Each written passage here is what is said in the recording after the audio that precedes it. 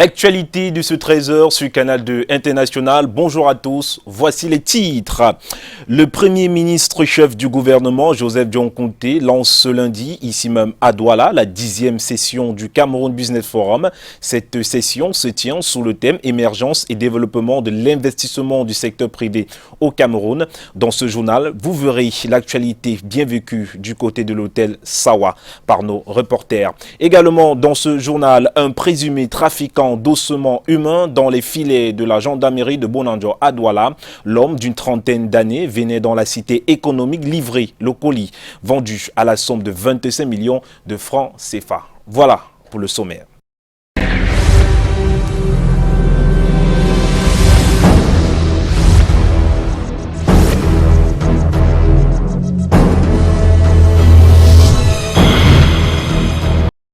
Bienvenue à tous. On débute l'actualité avec notre chiffre du jour qui est 10. Ce chiffre représente la 10e session du Cameroun Business Forum qui s'est ouvert ce lundi matin à Douala sous le thème émergence et développement de l'investissement du secteur privé au Cameroun. C'est un peu plus de 350 participants qui assistent à ces travaux du côté de l'hôtel Sawa. Et on reste dans cette actualité. La 10e édition du Cameroun Business Forum a été présidée par le Premier ministre Joseph John Conté sous le thème émergence et développement de l'investissement privé au Cameroun. Le chef du gouvernement est revenu sur l'importance du Cameroun Business Forum en relevant l'impact de ces rencontres économiques sur l'économie camerounaise. Le Premier ministre parle de 200 recommandations dont 90 ont abouti. Parmi elles, la construction en ligne des entreprises via le site mybusiness.cm, la réduction du capital pour les entreprises, entre autres. Suivons-le dans cet extrait sélectionné par Aimé Catherine Moukouri. Aujourd'hui, le Cameroun Business Forum est devenu une plateforme privilégiée de concertation et de dialogue entre les pouvoirs publics et le secteur privé. Une évaluation objective du fonctionnement de cette instance permet de mettre en exergue quelques points. Au cours des 10 années précédentes, en effet, le Cameroun Business Forum a conduit à l'adoption de près de 200 recommandations, dont 150 ont effectivement été exécutées et près de 90 ont abouti à des réformes déterminantes. Parmi les plus marquantes, on peut citer la de la création mise en place des centres de formalité de création des entreprises, la réduction du capital minimum à 100 000 francs CFA et le recours optionnel au notaire dans le cadre de la constitutionnalité limitée en ligne d'une entreprise grâce au guichet électronique mybusiness.cm. Des avancées significatives en matière de dématérialisation de procédures, notamment en ce qui concerne les opérations de commerce extérieur et l'instauration du plan fiscal de la télédéclaration et du télépaiement. De même, les réformes engagées pour simplifier les règles de construction et d'occupation des sols sont très encourageantes. La création d'un guichet unique dans le domaine foncier et en matière de traitement des actes d'urbanisme constitue une avancée notable.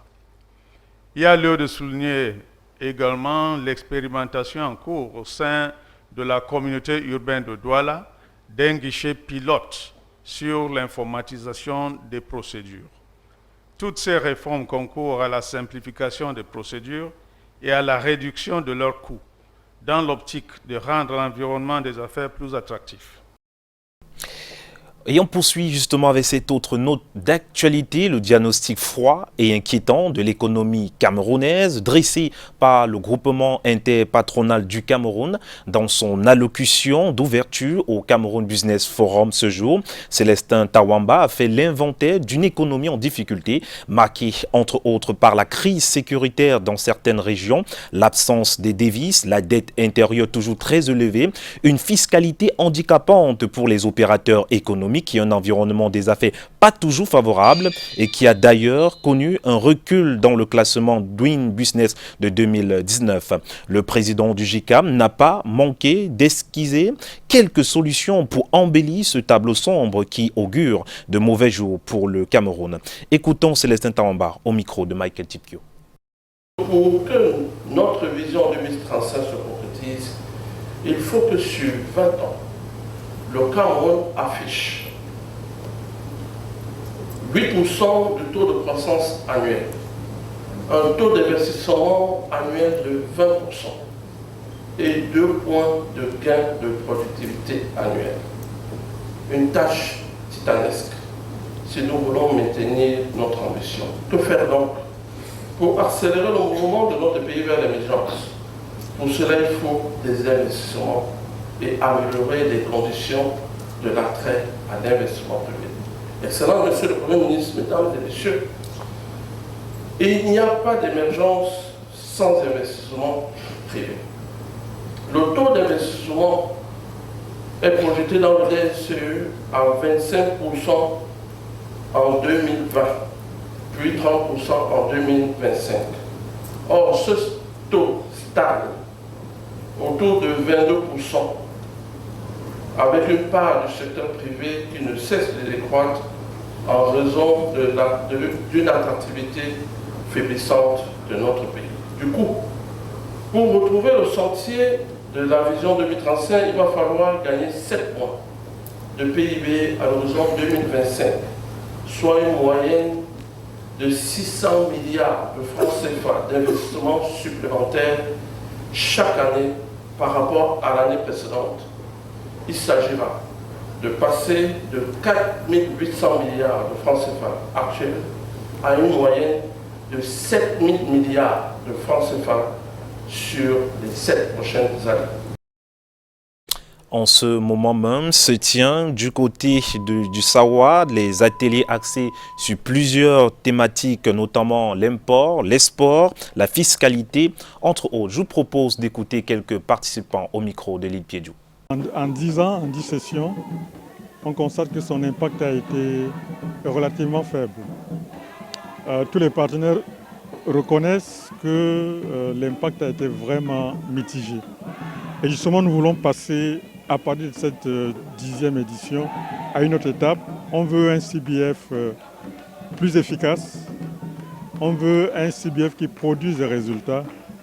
Et pour cela, nous allons revoir le format même du CBF afin que le secteur privé puisse s'exprimer de façon indépendante et puis de façon forte. Le secteur privé a trouvé qu'il y avait encore certaines barrières pour permettre un réel développement de l'industrie, de la transformation au Cameroun. Donc je pense que c'est après les ateliers qu'on va véritablement voir les solutions nouvelles que cet atelier propose pour trouver des solutions aux problèmes qui ont été relevés dans la salle tout à l'heure. Toute l'entreprise dit qu'il ne peut pas avoir des affaires sans sécurité. C'est très important. Il faut que tous les Camerounais, nous, les 20 millions de Camerounais, comprennent qu'un pays ne meurt pas. Nous sommes dans une course de relais. Nous devons passer le relais à la génération future de manière qu'il puisse continuer. Donc c'est un langage que nous avons passé au Premier ministre et nous semble avoir compris. Et pour parler justement de ces ateliers qui se tiennent du côté de l'hôtel Sawa, il en existe 4 plus précisément. Émergence et défis de l'industrialisation dont la modération est assurée par le président du GICAM, Célestin Tawamba, accompagné du ministre de l'Agriculture, entre autres. Le ministre des Finances coordonne l'atelier. Quelle politique fiscale pour l'émergence du Cameroun? À ses côtés, Proter Ayanga, président de ECAM, la ministre des Postes et des Télécommunications, justement, coordonne aussi cela. 2 autres ateliers portant sur la stratégie d'import-export pour l'émergence, la définition de la feuille de route du Doing Business 2019. Et rendons-nous tout de suite à Yaoundé pour poursuivre l'actualité avec vous, Delphine Fonkoutene. Bon après-midi. Junior Ossin, mesdames, messieurs, bon après-midi. Et dans l'actualité du jour, effectivement, le sous-secrétaire américain chargé de l'Afrique poursuit son séjour en terre camerounaise avant la rencontre avec le président de la République tout à l'heure à DER 14h. Il vient de s'entretenir pendant près d'1h30 avec le ministre des Relations extérieures, le jeune Mbela Mbela. Une rencontre qui s'est déroulée sous haute sécurité et fermée aux médias. Le contenu de leurs échanges reste jusqu'ici inconnu. Affaire Mouvement pour la Renaissance du Cameroun, le collège d'avocats de la défense des détenus de la marche du 26 janvier dernier vient de tenir une conférence de presse à Yaoundé. Les avocats français Maître Dupont-Moretti et Antoine V ont émis le vœu de voir les détenus libérés. Le juge d'instruction leur ayant déclaré ne rien connaître lui-même sur le fond du dossier, il souhaitait une suite juridique et non politique à ce sujet et n'hésiteront pas, disent-ils, à faire recours aux conventions internationales ratifiées par le Cameroun. On voit cela avec Brand Kamga et Merlin Dassi. Après un séjour plutôt bref en terre camerounaise, Maître Dupont-Moretti et son associé Antoine V font l'économie des différents entretiens avec les acteurs de la marche non autorisée du 26 janvier. La volonté du chef de file Maurice Kamto est réitérée, le dialogue. Il est tout à fait prêt à discuter avec le président Paul Biya. Il a une formule que je vais reprendre à mon compte, qui est explicite et qui dit beaucoup de choses. Il dit « Quelqu'un qui revendique sa victoire peut discuter avec celui qui la conteste ». En dehors des détenus, d'autres personnalités ont été rencontrées avec cette fois-ci moins de satisfaction à l'issue des échanges. Nous avons d'abord rencontré le commissaire du gouvernement qui est au tribunal militaire l'équivalent du procureur. Il était assez surpris de nous voir, à vrai dire, et il nous a dit qu'il ne connaissait rien du dossier. Même scénario chez le juge d'instruction qui a signé le mandat de détention provisoire de 6 mois.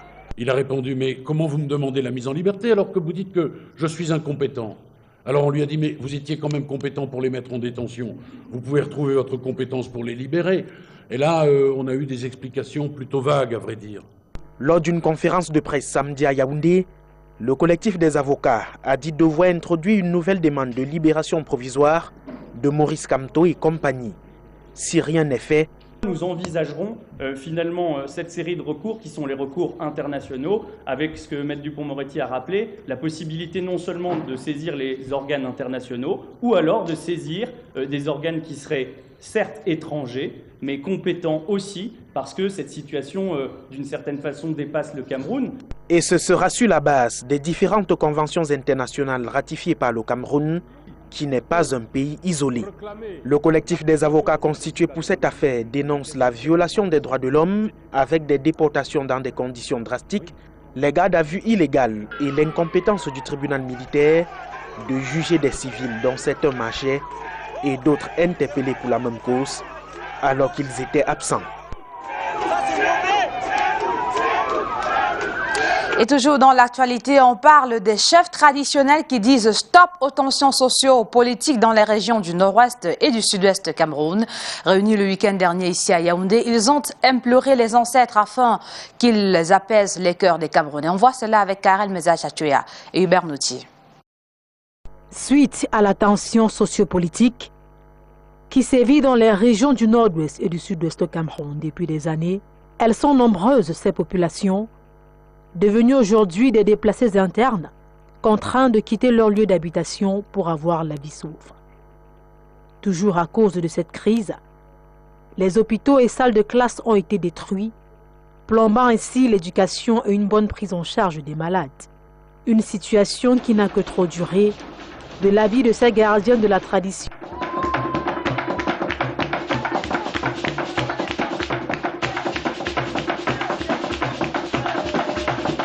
Ce 16 mars, ils effectuent un retour aux sources pour implorer nos ancêtres afin qu'ils apaisent les cœurs des uns et des autres pour un Cameroun un et indivisible, d'où l'initiation de cette danse traditionnelle de chez nous.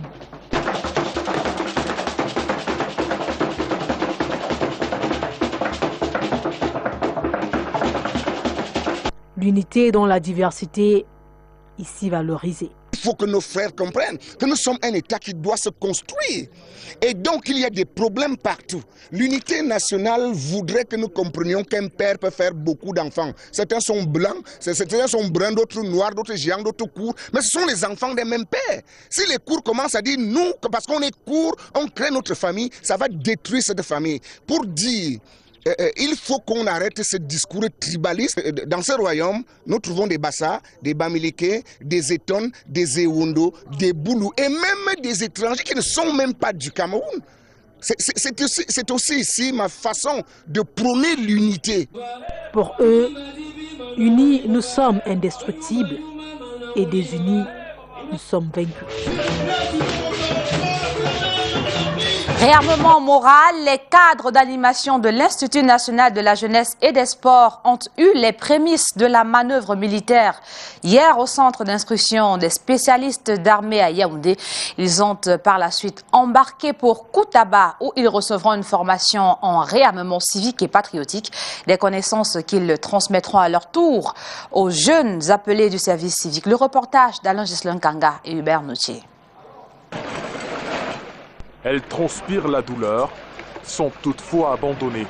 Elle et ses camarades sont à la manœuvre militaire.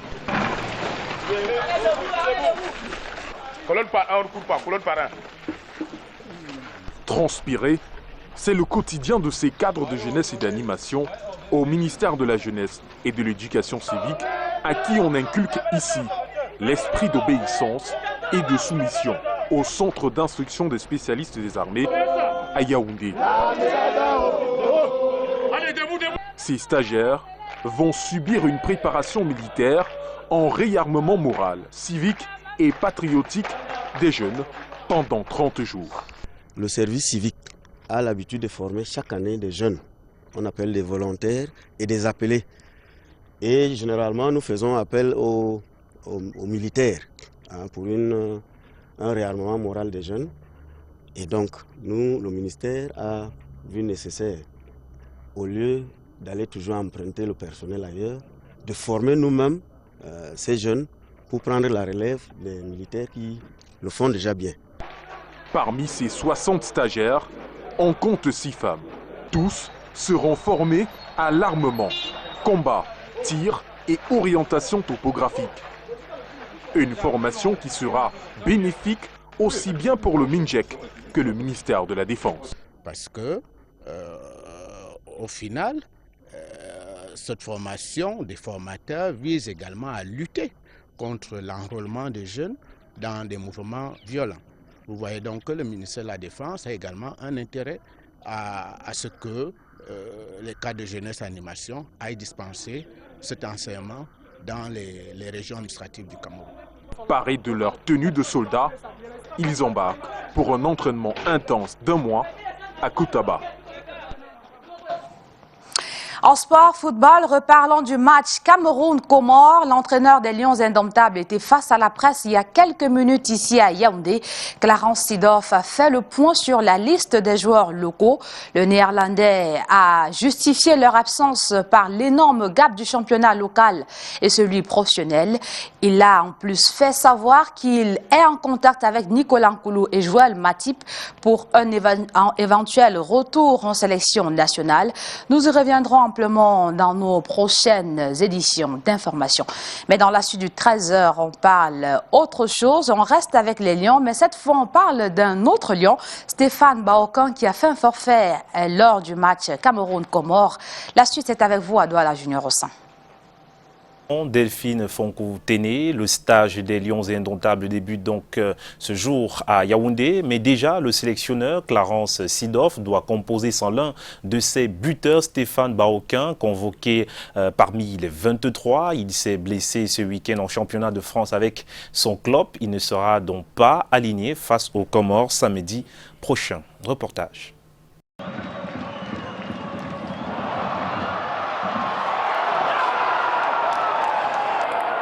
Premier coup dur pour Clarence Seedorf avant le match couperet face aux Comores. Stéphane Baokan s'est blessé samedi dernier avec son club Angers qui affrontait Amiens pour le compte de la 29e journée du championnat de France. L'attaquant de 26 ans qui compte 9 buts en 26 matchs cette saison en Ligue 1 s'est blessé à la cuisse à la fin de la première période. Un forfait pas du tout anodin, car Baoken est l'attaquant camerounais le plus en forme du moment, surtout depuis le dernier regroupement des Lions indomptables datant de fin novembre dernier. Tenez, en l'espace de 3 mois et demi, il a inscrit 6 buts en Ligue 1, soit le double des réalisations inscrites avant les rencontres face au Maroc et au Brésil. En plus, c'est grâce à lui si les Lions indomptables sont sortis du traquenard aux Comores au match aller avec un but égalisateur dans le dernier quart d'heure de la rencontre. Ce forfait de Stéphane Baoken se rajoute à la suspension pour cumul de cartons jaunes de l'attaquant de Villarreal, Karl Toko Ekambi. Stéphane Baoken n'honorera donc pas sa 3e sélection samedi prochain. Elle a été remplacée sur le fil par Olivier Boumal, attaquant du Panionios Athènes en Grèce. Ce dernier a attendu au stage ce lundi à Yaoundé. Et en basketball, les clubs du championnat d'élite, monsieur, et les 4 équipes dames ont abordé un tournant décisif de cette saison. Le début et qualification des Final Four le week-end dernier ici à Douala. Reportage avec Aimé Mokoko. La dernière phase des regroupements du championnat national d'élite de basketball était bien spéciale le week-end dernier au gymnase du collège de la Salle à Douala. Comme d'habitude en messieurs, UDLA, école de basket, étoiles sportives tous de Douala, Onyx et Condor de Yaoundé, Volcanic Warriors de Boya et Zumonto Basketball Club de Baganté se sont retrouvés pour la course aux 4 places du Final Four. Sous le regard du bureau directeur de la Fédération camerounaise de basketball, les dames, elles, des 4 clubs d'élite cette saison ont fait le spectacle avec des duels très serrés. Entre FAP, par exemple, qui bat sur le fil UDLA 65-62, pendant que Overdose de Yaoundé tombait devant Onyx 68-70. Onyx, vainqueur aussi de son 2e match contre les Cops de Douala, 74-64 points, pendant que les Amazones de FAP dans ce derby du centre capitulaient contre Onyx 56-60. Une fête du basketball couronnée par la remise des ballons à toutes les académies répertoriées à la fédération ainsi que quelques chronomètres électroniques pour quelques ligues régionales. Un projet pilote de la Fédération internationale de basketball association dans le concept FIBA 360 pour la promotion et développement de la pratique du basketball dans toutes les localités du pays du monde. Ça nous permet aussi à nous d'avoir une idée de la pépinière que nous avons, des ressources que nous avons pour construire le basket de demain du Cameroun. Donc c'était une très très belle journée en marge des beaux matchs auxquels nous avons assisté et ceux à venir. À retenir, les qualifiés pour le Final Four messieurs, école de basketball, Condor, FAP et UDLA, puis en dames, Onyx, Overdose, FAP et UDLA. Prochain rendez-vous le week-end du 30 mars à Yaoundé. Et on reste en sport, les handicapés ne sont pas inaptes au sport, ils doivent pratiquer une discipline sportive adaptée à leurs conditions. C'est l'objectif de la tournée du président du comité national paralympique de Douala, à Douala, faudrait le dire ainsi. Jean-Jacques Doudoumou est venu sensibiliser les chefs d'établissement sur la nécessité d'introduire le sport paralympique dans les disciplines au programme scolaire. Yvonne Kachiken et Martin Djomo. Son handicap ne freine pas sa passion pour le sport. Abel Kamkoto est un déficient visuel qui pratique un sport adapté à son état. C'est un sport que nous jouons, nous sommes à 6, donc 3 commencent par club. D'accord, le ballon, le roule au sol, et on défend latéralement couché. Aujourd'hui à la Ligue des sports pour déficients visuels, il est heureux de constater que les handicapés ne sont plus considérés comme inaptes dans le domaine du sport. Nous voulons faire comprendre à tous qu'il existe depuis des décennies des sports adaptés et que nos enfants dans les écoles primaires, secondaires, au niveau des établissements universitaires devraient pratiquer le sport et que les personnes handicapées qui ne sont plus en âge scolaire, ils doivent savoir qu'il y a l'air 2-0 aussi. Le président du comité national paralympique du Cameroun a engagé une campagne dans les établissements pour faire du sport paralympique une discipline au programme scolaire. Nous voulons que tous sachent qu'une personne handicapée a ses sports adaptés et nous voulons convaincre la communauté éducative pour qu'elle puisse intégrer dans les programmes le parasport, pour que les jeunes handicapés puissent également, n'est-ce pas, s'épanouir et se sentir inclus dans la société camerounaise. 6 établissements de la ville de Douala ont adhéré à ce concept inclusif. Si vous voyez les FENASCO A et B, il n'y a presque pas de compétiteurs. Pourtant, les sports paralympiques sont déjà intégrés. Mais il n'y a personne parce qu'au niveau des établissements, on n'a pas fait pratiquer ce sport-là. Le Comité national paralympique a donc entrepris une tournée qui permet de sensibiliser les citoyens sur les valeurs du sport paralympique. Un présumé trafiquant d'ossements humains est aux arrêts au groupement de gendarmerie de Bonanjo à Douala. En provenance de l'Adamawa, l'homme d'une trentaine d'années a été dénoncé et arrêté alors qu'il tentait de livrer son colis pour une somme de 25 millions de francs CFA. Les faits rapportés par Yassé Trizotano. Tout doucement, le présumé trafiquant remet dans le sachet les ossements humains qu'il transportait dans son sac lorsqu'il a été appréhendé au rond-point d'Edo cette nuit de samedi à dimanche aux environs de 21h. Parti de Banki dans l'Adamawa, il a fait le trajet passant par Yaoundé pour se retrouver à Douala. Il affirme être juste le transporteur du colis. Ils m'ont dit que je veux rencontrer 2 messieurs à Ndobo, Bonabiri, au nom d'Ismaïla et un autre là, ils m'ont pas dit son nom. Donc quand je rencontre Ismaïla, ils vont m'amener à la personne. Et bon, à la grande surprise, je n'étais pas bien orienté, je suis tombé entre les mains de la gendarmerie. L'alerte a été lancée par ce monsieur qui a préféré garder l'anonymat.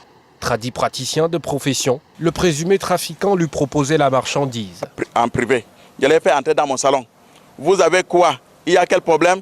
Celui-ci et lui, il me dit qu'il a les œufs de lui-même. Ils ont même beaucoup, mais ils ont amené d'abord pour une personne, il veut que j'achète. Je dis qu'elle a dit, je ne t'avais pas dit que moi je ne suis pas dans ça. Si tu as le médicament à porter, je sais ici que ça traite, j'achète tout, mais les autres, je ne suis pas au-dessus. Il dit que pardon, je les aide. Bon, si je ne voulais montrer pas celui qui achète, je l'ai fait l'attirage pour qu'il trouve quelqu'un qui va acheter. Je dis que bon, il n'y a pas de problème. Maintenant, je vais vendre votre zoo, on partage l'argent. Il me dit oui, je dis que je vous rappelle aujourd'hui ou demain. J'ai l'acheteur, j'ai une blanc. Il va acheter. Il est sorti, c'est moi directement que j'ai appelé adjudant Abakar avec adjudant Hamdia. Les éléments du colonel Vundi Eman, commandant du groupement, vont mettre sur pied un guet-apens. Alors que le suspect se rend au rond-point d'Edo rencontrer l'acheteur pour prendre 25 millions de francs CFA contre les ossements, dans la voiture personnelle qui l'attend, se trouvent les adjudants-chefs Saïdou Abakashi et Hamza. L'homme est cueilli comme un oiseau et conduit au groupement de Bonanjo pour exploitation. Les ossements, selon les estimations, appartiendraient à un enfant de trop 4 ans. En attendant que lumière soit faite, cette pièce à conviction va être conservée à l'hôpital Akantini de Douala. En éducation, le gouvernement High School de Kumba Beng sort peu à peu de sa léthargie après l'attaque du 28 février 2019 perpétrée par des groupes armés. L'école, qui présente un visage vétuste, connaît d'énormes difficultés fonctionnelles et structurelles. Le staff enseignant et les apprenants retrouvent progressivement le sourire, et cela grâce à une action civilo-militaire menée par l'opération Chacal Bille. Les détails, Daniel Inès Ondwambala. Voici le Government High School Kumba Beng dans l'arrondissement de Kumba 1er.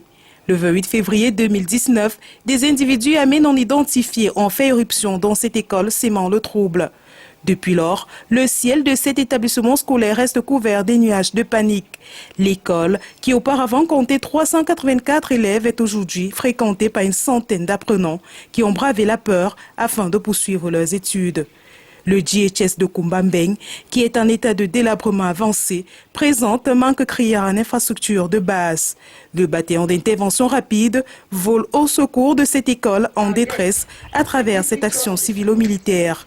Le lieutenant-colonel Francis Nkoela, commandant l'opération Chacal, justifie cette initiative. Nous avons voulu apporter un soutien réel à cet établissement qui n'a pas fermé depuis la crise. Et même les élèves ont maintenu le courage et la volonté de continuer à venir en classe malgré l'environnement sécuritaire un peu complexe.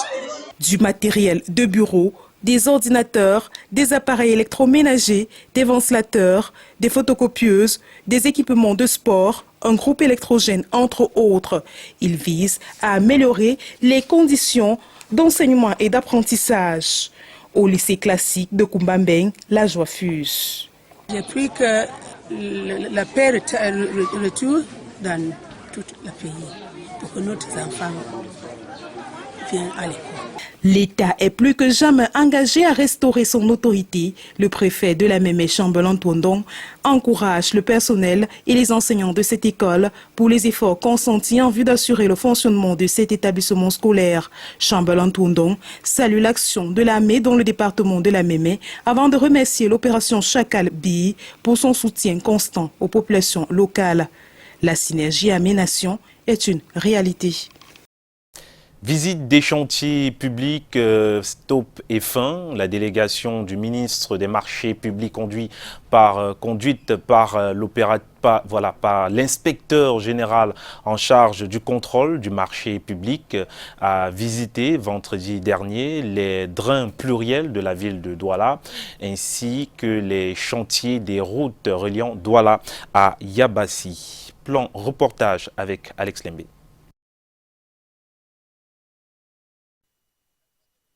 La troisième et dernière étape de la visite des chantiers publics par les responsables du ministère des Marchés publics dans le littoral s'est achevée ce vendredi par une visite guidée des chantiers des trains publics de Douala. Il était question pour Félix Ngounou, inspecteur général en charge du contrôle des marchés publics au ministère qui porte le même nom, avec à ses côtés Thierry Nana, secrétaire général de la région du littoral et tout son staff, tout comme ceux du ministère, de témoigner le taux d'avancement des travaux déjà réalisés sur les sites allant de l'arrière de l'université de Douala à Bepanda Misoke. Chantier qui aura d'ailleurs retenu l'attention des contrôleurs du jour au vu de son importance et de son utilité.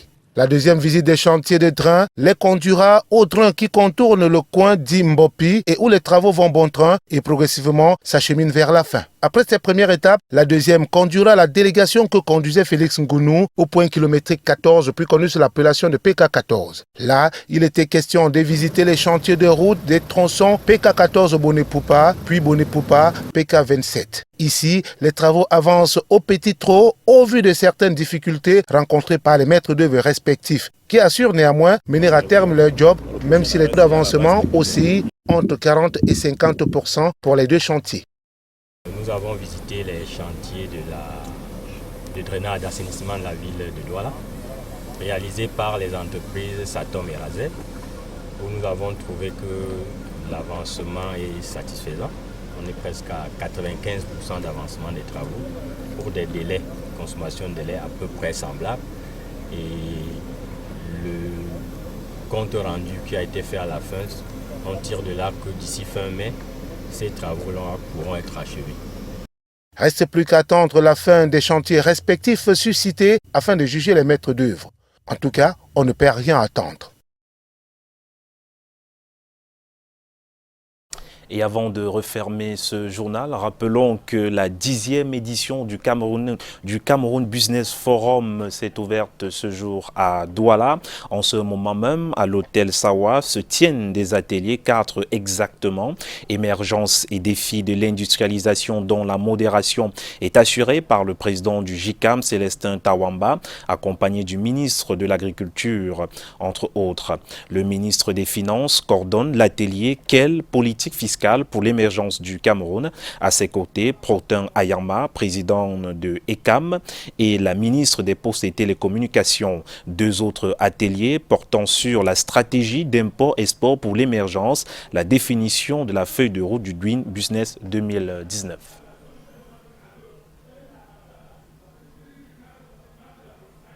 Et voilà qui fait l'actualité ce 13h sur Canal 2 International. Merci à tous de nous avoir suivis.